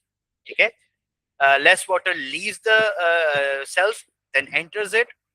ठीक है, कम water जो है वो leave कर रहा है than the water that is entering the cell, so the cell swells and bursts. ठीक है, समझ आ रहा है? More water enters the cell than leaves it, so the cell becomes turgid. ये नहीं हो सकता. Red blood cells में cell wall नहीं होती. There is no turgidity. ठीक है? Water can enter the cell, but water is unable to leave the cell, so the cell swells and bursts. Consequence यहाँ भी correct है, but this thing is wrong. ठीक है? जो movement आपने पढ़ी है, diffusion and osmosis, this is based on net movement. Okay? From higher to lower भी movement हो रही होती है, low to high भी movement होती है, but वो कम होती है. Net movement is always greater from higher to lower concentration. So ऐसा नहीं है कि water will not be able to leave the cell. ठीक है? तो this is also wrong. Water enters the cell at the same rate as water leaves the cell, so the cell does not change. ये भी नहीं है, तो A is correct. अच्छा, हारून आपने D वाला 19 का पूछ रहे हैं आप? Why is 19 D wrong? अच्छा, देखिए, they are seeing के the binding sites of adrenergic receptors on smooth muscles have different tertiary structures depending on location of smooth muscle cells. ये smooth muscle cell के location के हिसाब से the binding site, the tertiary structure of binding site of the receptor can be different. तो अगर tertiary structure different हो जाएगा of binding site of adrenergic receptor, तो adrenaline तो bind नहीं कर पाएगा ना. एड्रेनलिन तो चेंज नहीं होगा. एड्रेनलिन तो एक ही प्रोड्यूस हो रहा है फ्रॉम द एड्रिनल ग्लैंड, तो वो कहीं पे बाइंड करेगा, कहीं पे बाइंड नहीं करेगा. तो ये तो कॉन्सेप्चुअली गलत हो गया ना. लाइगेंड और receptor are specific interactions. Ligand change होता है ना, रिसेप्टर चेंज होता है. ठीक है, तो अगर टर्शियरी स्ट्रक्चर बाइंडिंग साइट का चेंज हो जाएगा तो adrenaline will not be able to bind at all. उसकी बाइंडिंग अफेक्ट हो जाएगी. ठीक है, इस वजह से भी गलत है.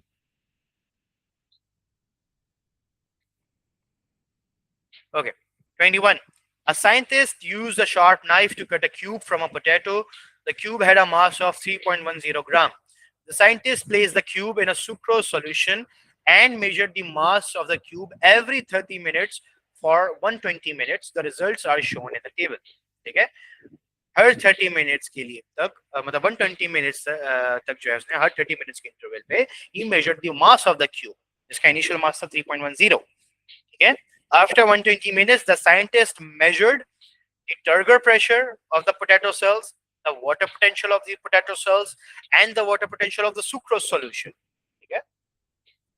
Turgor pressure क्या चीज है? It is the hydrostatic pressure within a cell that pushes the cell surface membrane against the cell wall. Turgor pressure मैंने define कर दिया. Which value of potato cell turgor pressure, potato cell water potential and sucrose solution water potential after 120 minutes are consistent with the results. Results देखेंगे. 0 minute पे क्या हो रहा है? 3.10 gram. 30 minutes पे mass increases. 60 minutes mass increases further. 90 minutes mass increases, but at 120 minutes mass did not increase. इसके बाद constant हो गया. Okay, that there is no net movement after 90 minutes. ठीक है, अच्छा, तो A, B, C, D, which one is the option? Which one is the answer? Obviously, potato cell है. ठीक है, it's a plant cell, it has cell wall, तो turgor pressure cannot be 0. ठीक है, because we are seeing के influx हो रहा है, there's an influx of water since the mass of the cube is increasing. तो turgidity 0 तो हो ही नहीं सकती. तो A is the obvious incorrect answer. A तो obviously incorrect. अब it can be BCD कुछ भी हो सकता है. Obviously we do not know कि trigger pressure की exact magnitude क्या है. So the hint will be in potato and sucrose water potential. तो 120 मिनट पे 90 मिनट के बाद ही there was no net movement. That means what? The water potential of potato cell and the sucrose solution was equal.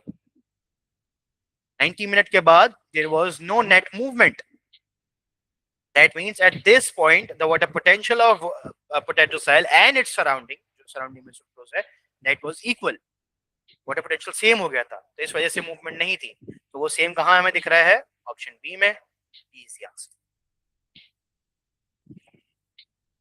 ठीक है, is it clear?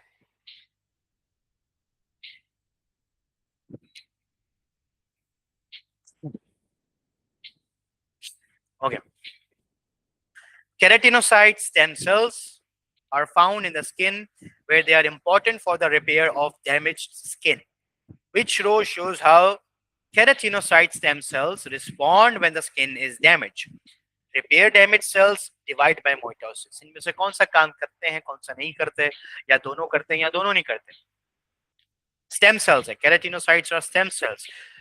तो ये stem cells do not repair cells. Stem cells जो है वो किसी cell को repair नहीं करते, रिप्लेस जरूर कर सकते हैं, रिपेयर नहीं करते. तो it can not be, it is either A और बी.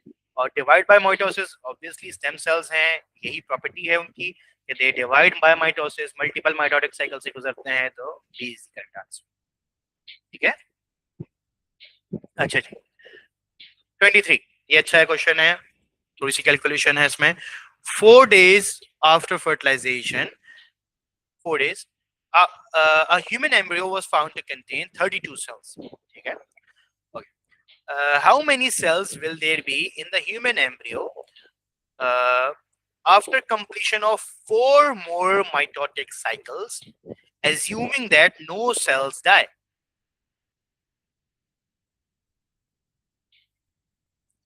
4 more mitotic cycles.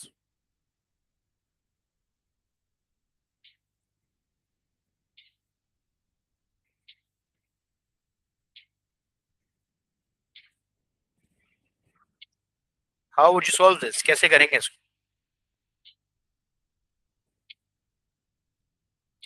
देखिए 32 सेल्स हैं, ठीक है, आफ्टर 4 more mitotic cycles. ठीक है, 4 और mitotic cycles हैं.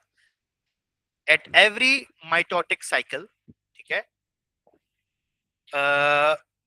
नंबर ऑफ सेल जो है वो डबल हो रहा है, राइट? और ये डबलिंग कितनी दफा हो रही है, कितने साइकिल्स हैं? They said 4 cycles. ये करेंगे, ठीक है, या तो नोटेशन में लिख लें 2 की पावर 4 मल्टीप्लाई बाय 32,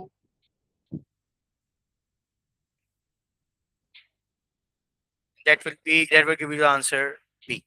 ठीक है, या फिर इसको अगर मैं ओपनिंग करके लिख लूँ तो आपको समझ आ जाएगा कि फर्स्ट साइकिल में 32 टाइम्स 2, ये फर्स्ट साइकिल हो गया, ठीक है. इसके बाद this is the second cycle, third cycle, fourth cycle, ठीक है, and this will give you 512. ठीक है, क्लियर है, समझ आया?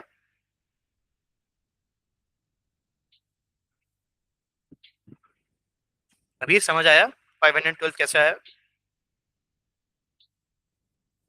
नंबर ऑफ सेल्स डबल हो रहे हैं, तो you can just simply multiply it by 2 and the number of cycles, कितने साइकिल्स और कितने डबलिंग साइकिल्स हैं, टोटल 4 है, तो that you can place it on the power. ठीक है,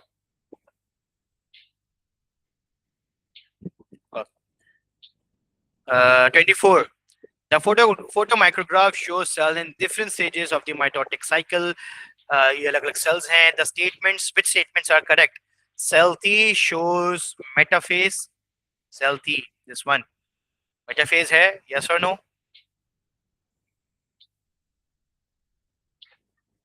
बिल्कुल मेटाफेज है, वेरी क्लियरली मेटाफेज है. DNA replication is occurring in cell R. इधर डीएनए रेप्लिकेशन हो रही है. I am zooming in. Is there any clear evidence? आपको इमेज देख के समझ आ रहा है कि डीएनए रेप्लिकेशन हो रही है? नहीं, ठीक है, इमेज में देयर इज नो एविडेंस कि डीएनए रेप्लिकेशन हो रही है. तो Statement 2 is not correct. The amount of DNA in cell P is the same as the amount of DNA is cell T. Cell P and cell T में जो amount of DNA it's same. Okay, and it is same. T में जो है these are chromosomes that they are lined up at the equator, and P में जो है they are separated. Amount of DNA is same because the cell has not separated yet. Cell P जो है ये अभी तक divide नहीं हुआ है. ठीक है, cytokinesis अभी तक नहीं हुई है. ठीक है, 3 is also correct. The correct order of stages in the mitotic cell cycle is shown by the label cells in the sequence S, R, T, P, Q. ठीक है, S जो है this is a cell. ठीक है, this is the first stage. फिर उसके बाद R है. ठीक है, when the chromosomes start to appear. ठीक है, फिर उसके बाद we have T, metaphase. फिर उसके बाद we have P, anaphase. उसके बाद फिर जो है वो Q है which is telophase. ठीक है, तो 4 भी correct है. C is the answer.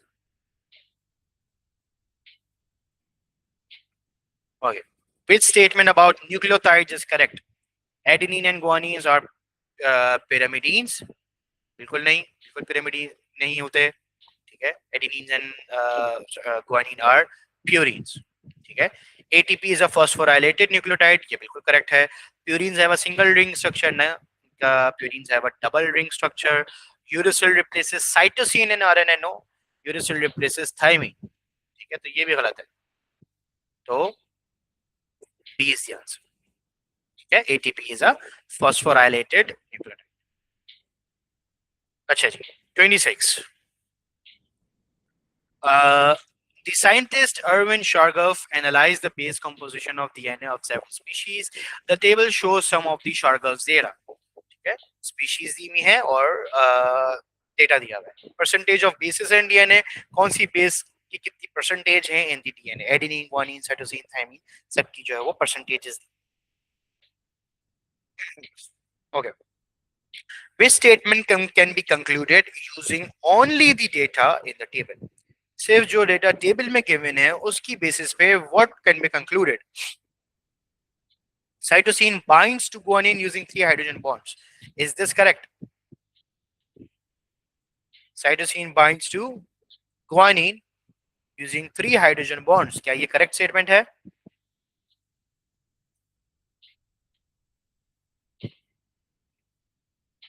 This is correct statement, but not in the context of the question. Question में they said using only the data in the table. तो इस table में, इस data में how can you determine कि cytosine is binding with guanine with 3 hydrogen bonds? इस table से कैसे पता चल रहा है आपको? This is not correct for this question.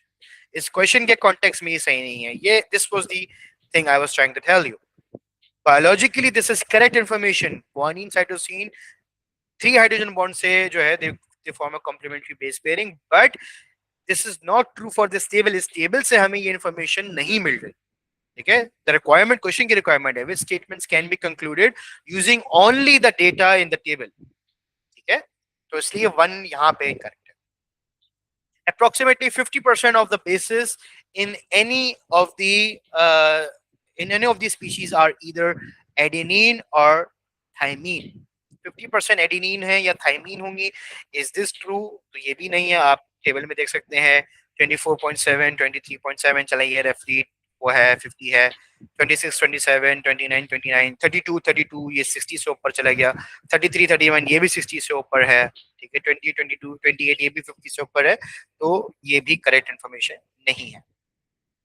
ठीक है, the base composition of DNA varies between different species. This is correct. जो बेस कंपोजिशन है वो वेरी कर रही है. There is difference, there is variation. ठीक है, and the number of cytosine bases in any of these species is approximately the same as the number of guanine bases. ये बिल्कुल करेक्ट है because we know कि cytosine and guanine they form base pair with each other. ठीक है, तो their number of their percentage composition in the DNA is similar. ठीक है, 26, 25, 22, 23, 20, 20, 17, 17, it's almost same. ठीक है, तो 3 भी correct है, तो D is the correct answer.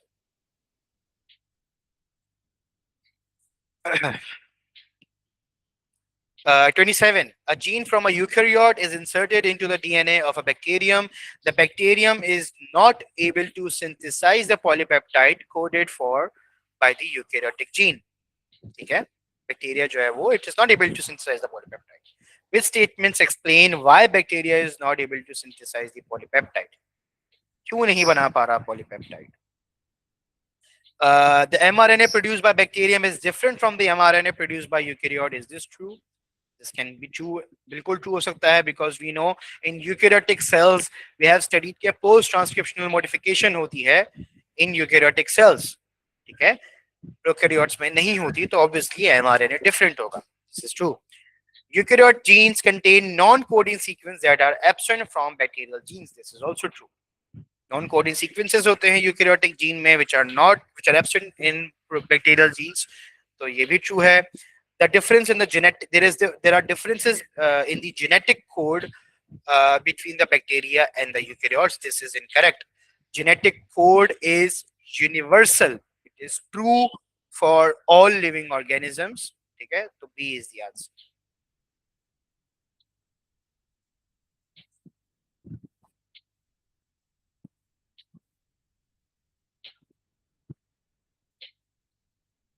Percentage वाला कौन सा?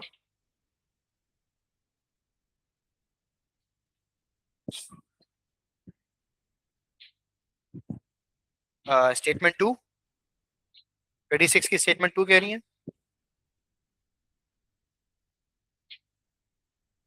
Okay. They are saying that approximately 50% of bases in any of the species are either adenine or thymine. तो दोनों को मिला के जो है वो approximately 50% जो bases हैं या तो वो adenine होंगी या जो वो thymine होंगी. ठीक है? तो किसी भी species में आप देख लें, कुछ species में it is true कि adenine and thymine जो है, adenine and thymine are they forming 50% of the total. तो कुछ में है अप्रोक्सीमेटली है 24 23, इट्स अप्रोक्सीमेटली लाइक 50 26 27 भी करीब करीब है. 29 29 लाइक इट्स फार. ठीक है. 58 हो गया ये. 32 32 it's more than 60%. 33 and 31 is more than 60%. 28 and 28 is 56%. तो इट्स नॉट एक्यूरेट. ठीक है. सब में जो है वो 50% अप्रोक्सीमेट नहीं है एडेनिन एंड थाइमिन का क्यूमुलेटिव परसेंटेज. इसलिए दिस इज रॉन्ग. ठीक है. Okay, 28. Why do some gene mutations result in the synthesis of the same polypeptides as the original gene? कुछ म्यूटेशन से सेम पॉलीपेप्टाइड्स कैसे बन जाते हैं as the original gene? Ribosomes correct mutations before translation occur? ऐसा कुछ नहीं है. राइबोसोम में ऐसी कोई एबिलिटी नहीं होती. The mutated basis will not B transcribed. This is not true. Mutated exons will be removed before translation. ये भी नहीं होता. Exons remove नहीं होते. Most amino acids have more than one DNA triplet codes. This is correct. ठीक है. जो आपने genetic code features पढ़े हैं, the last feature of the genetic code, genetic redundancy. There are more than one triplet codes for amino acids. इसकी वजह से जो है वो some mutations have no effect. Amino acid change नहीं होता. ठीक है. Okay. 29. What determines the rate of water movement from the roots to the leaves of a plant on a hot sunny day?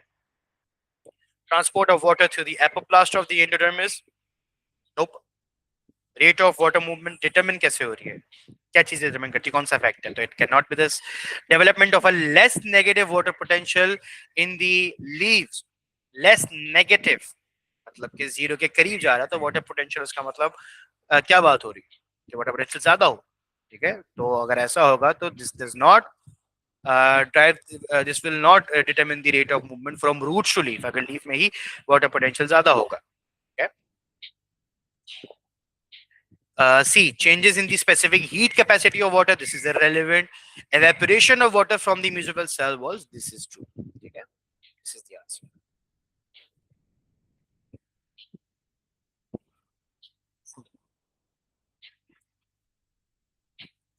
The photomicrograph shows transverse sections through 3 different types of blood vessel. All are shown at approximately the same magnification. ठीक है, 3 different blood vessels.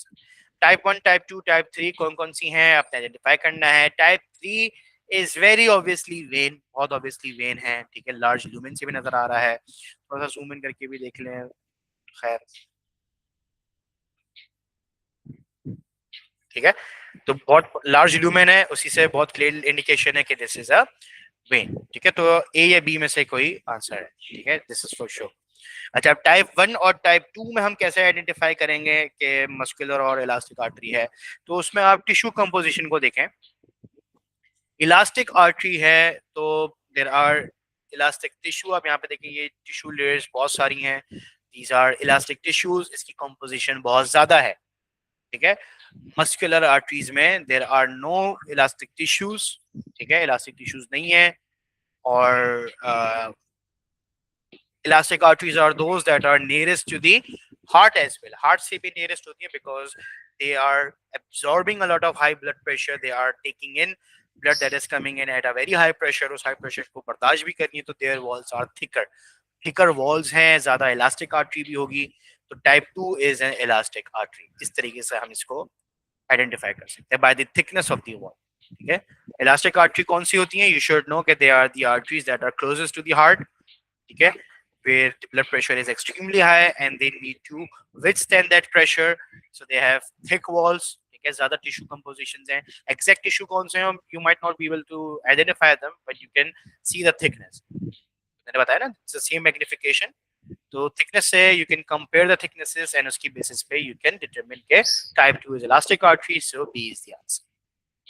ठीक है,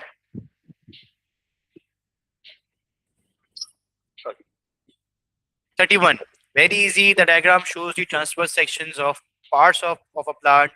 Transport tissues are labeled 1 to 6. Leaf, stem and root का transverse section दिया हुआ है. Which row shows 2 tissues that mainly transport water, मतलब xylem, and 2 tissues that mainly transport sucrose, मतलब phloem.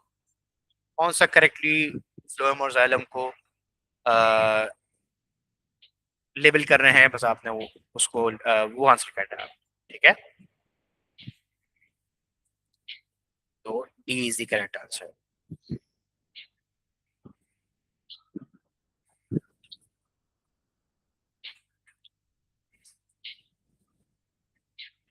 ठीक है,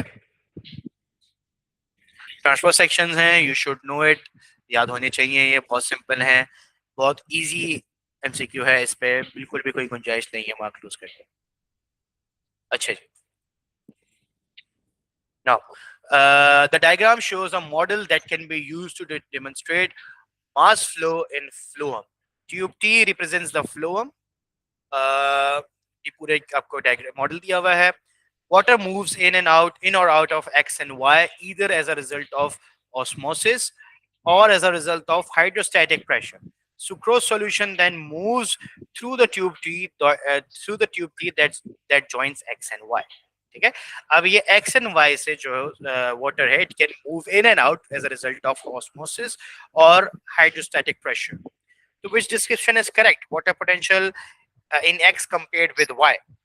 X में क्या है? Concentrated sucrose solution. Y has dilute sucrose solution. तो water potential किसका ज्यादा है, किसका less negative, किसका more negative?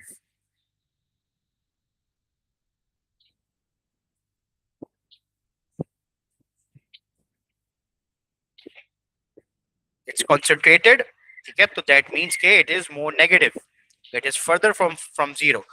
X has concentrated sucrose solution, मतलब water potential कम है.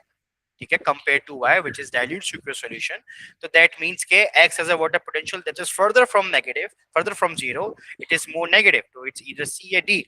अब direction of movement क्या होगी of sucrose from solution in tube T? Movement क्या होगी? Will it go from X to Y or will it go from Y to X? अब देखें, since the water potential is low in X, तो water from ये जो आपका container है, ठीक है, water will move in. It's partially permeable container. Water will move in, right? and it's a dilute sucrose solution in Y, तो water will move out. यहाँ पे water बाहर move कर रहा है, sucrose solution मतलब solute भी कम है, water भी कम है, तो the hydrostatic pressure is lower. Hydrostatic pressure यहाँ पे कम है, यहाँ पे solute भी ज्यादा है, water भी ज्यादा है, volume increase हो गया है, तो their hydrostatic pressure here is greater. So the movement will be from X to Y. ठीक है जी, movement will be on the basis of hydrostatic pressure.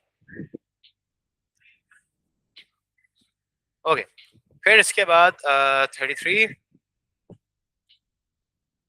which statement about the transport of sucrose in plants is correct? The hydrogen ion proton concentration gradient on which the transport of sucrose into companion cells depends is maintained by active transport.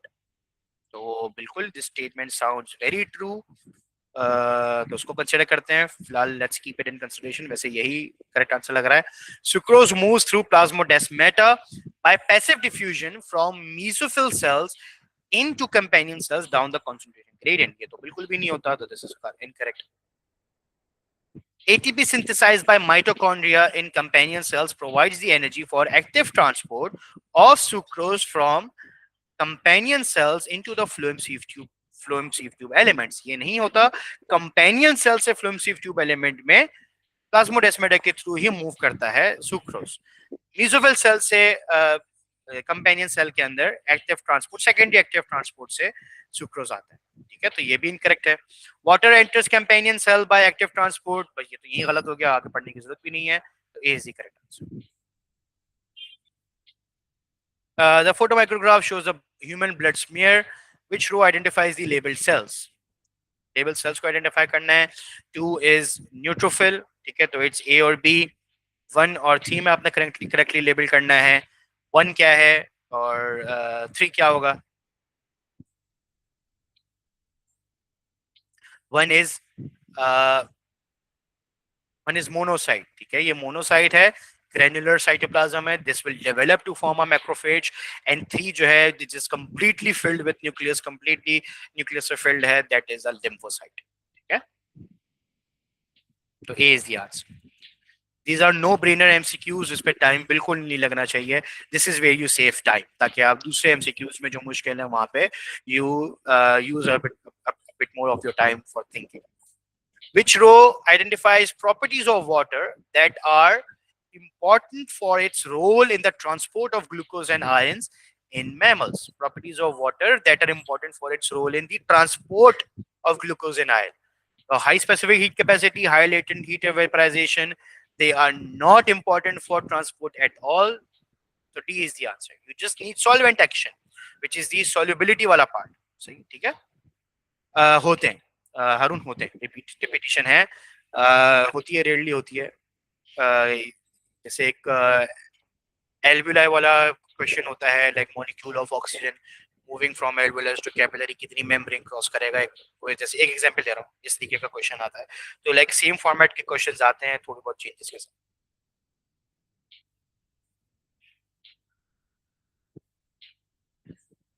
ठीक है, so solvent action is the appropriate is the role that is important for the role of transport. ठीक है. अच्छा, which substances will increase in concentration in the plasma and capillaries surrounding active muscle tissue? Active muscle tissue मतलब tissue that are actively respiring. जहाँ पर respiration हुई है, active, metabolically active है. तो प्लाज्मा में कौन से होंगे substances? प्लाज्मा में कार्बामाइन, हीमोग्लोबिन, नो, ये रेड ब्लड सेल्स के अंदर होते हैं. these are not in the plasma. Hydrogen carbonate ions, ये बिल्कुल these are pumped out, ये प्लाज्मा में ही होंगे. एंड हाइड्रोजन आयंस, ये भी प्लाज्मा में होंगे, because hydrogen ions they are like they can, ये चीज आपने पढ़ी है, when muscles are actively respiring, तो जो सराउंडिंग ब्लड है उसका पीएच ड्रॉप हो जाता है due to the CO2 production. ठीक है, तो 2 and 3 is the answer. D है करेक्ट ऑप्शन.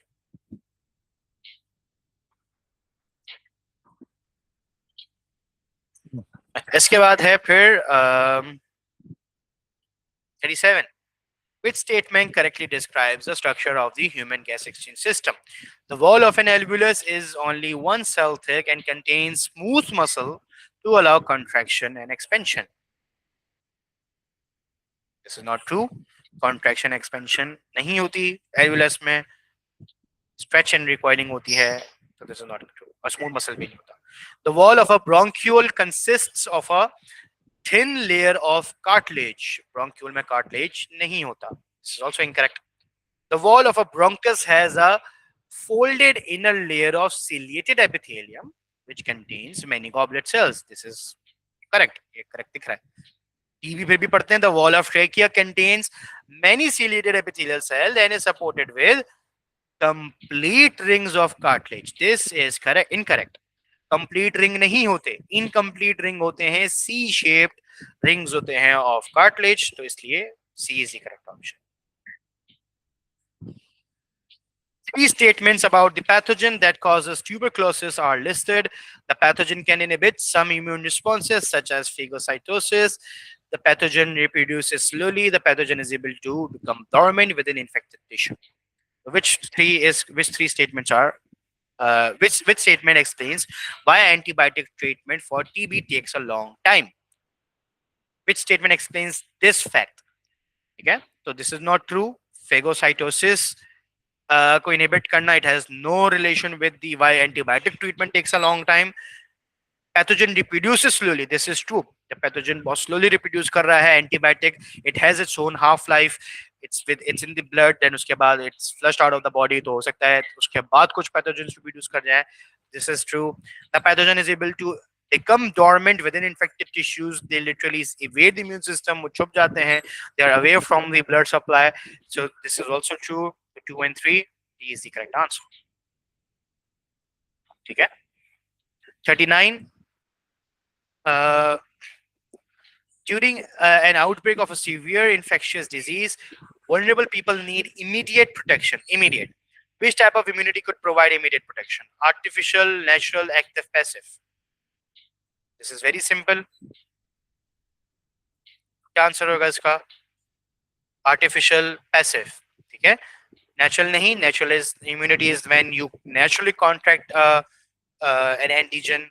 ठीक है, तो वो तो नहीं. Obviously we need immediate protection, so it has to be artificial. Artificial में भी vaccination जो है, it's not immediate protection. Vaccination में immediate protection नहीं होती. Passive immunity में, artificial passive immunity में we are giving antibodies, so that is the correct answer over here. C. ठीक है. 40. Last one. Which statement describes the response of T lymphocytes when body cells are infected by viruses? Okay, response of T lymphocytes when body cells are infected by viruses. T helper cells destroy the infected body cells by phagocytosis. No, T helper cells phagocytosis नहीं करते.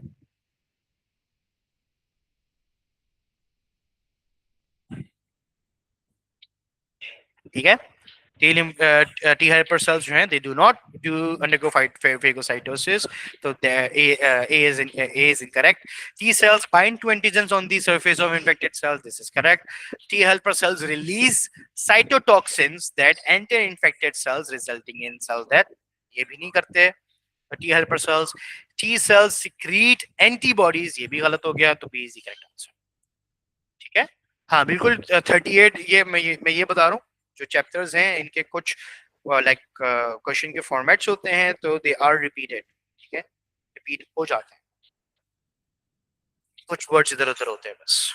ठीक है जी. So this completes our MCQ. कोई इसमें सवाल, कोई मुश्किल तो प्लीज लेट मी नो.